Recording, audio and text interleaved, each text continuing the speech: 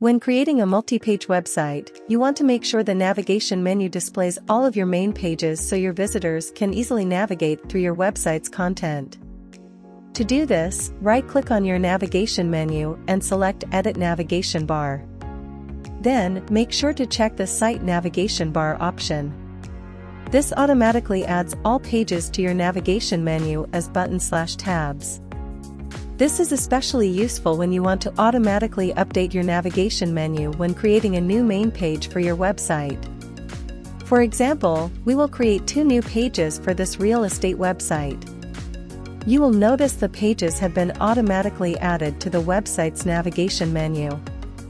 You can then rename and reorder the pages in your menu from the navigation bar properties pop-up.